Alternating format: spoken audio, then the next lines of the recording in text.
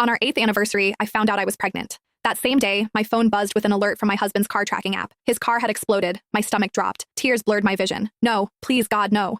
After 8 years of marriage, 4 miscarriages, and countless nights spent crying myself to sleep, I finally had another chance to be a mother. But Adrian wouldn't be a part of it. Our baby would grow up without a father. I refused to accept it. I called Adrian several times. No answer. The tracker showed that his phone was across town, alive. But the app insisted his car had exploded. None of it made sense. I grabbed my keys and drove. Minutes later, I spotted his black Mercedes parked in a deserted lot. It was untouched. No smoke, no damage. Relief flooded through me. The app must have malfunctioned again. It had done that before. Then I paused. Why was he here? Why hadn't he picked up my calls? I stepped out quietly and moved closer. I could see shadows through the dark windows. Then a sound slipped through the half-open window. A woman's moan. A man's low groan. I froze, covering my mouth before I could gasp. My mind screamed at me to turn back, to leave, to pretend I never came here, but my body refused to obey. Through the half-open window, I saw him, Adrian with his shirt open, and his fingers tangled in long dark hair as he kissed a woman's neck. Celeste, my adopted sister. The air left my lungs. My chest caved in, but I didn't make a sound. I pressed myself against the side of the car, hand clamped over my mouth as silent tears ran down my face. Adrian, the man I loved and had been married to for 8 years,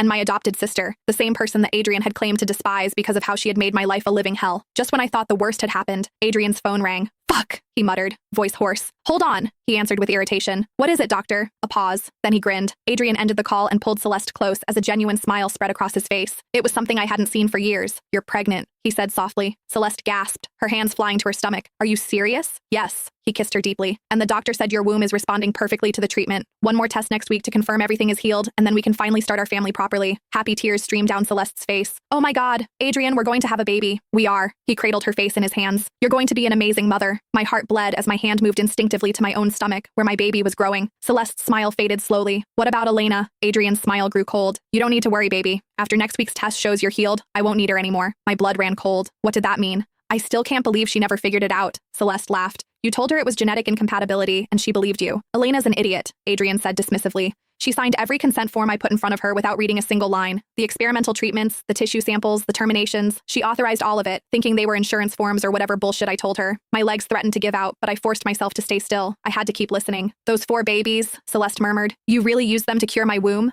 Every single one, Adrian replied without remorse. Different stages of development, different protocols, and it worked. You're cured, and you're carrying my child. Celeste giggled softly. Thanks to Elena's babies. My knees went weak, and I almost dropped to the floor. It became hard to breathe, and my ears rang. My vision blurred, and for a moment I thought I would lose consciousness. My 4 babies hadn't died from miscarriage. They had been murdered by their father, for my sister.